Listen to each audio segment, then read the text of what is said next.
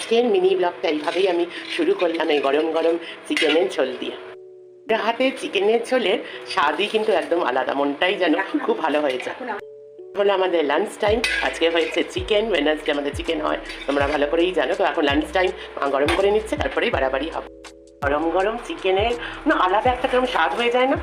দেখো, যতই তোমরা বলো চিকেন চিকেন মাটন মাটন যতই আমরা বলি, কিন্তু একটা হলো মায়ের হাতের চিকেন, আর হলো এই গরম গরম মা সেটাকে গরম করে দিচ্ছে, সেটা কিন্তু স্বাদ একটু পাল্টেই যায়। আজকে আমাদের থালি, লাঞ্চ থালি রেডি। এই হলো গরম চিকেনের ঝোল, আর এই হলো গরম গরম ভাত। কাল থেকে না মনটাও কেমন একটা হয়েছিল, আর শরীরটাও একটু খারাপ ছিল। কি বলবো, যা আমি করেছি কালকে, এরকম একটা ওয়েদারে আমি কি করেছি, দেরি করে চান করেছি, আর ঠান্ডা জলে, মানে জলটা খুবই ঠান্ডা ছিল, ঠান্ডাটা একদম সাথে সাথে আমার লেগে গেছে। তারপর থেকেই শরীরটা একদম ভালো ছিল না, সকাল থেকে একটু বেটার ফিল করেছি। আর তারপরে শুনলাম যে মা আজকে চিকেন করছে, তখন শরীর একদম বিন্দাস হয়ে গেল। তো চলো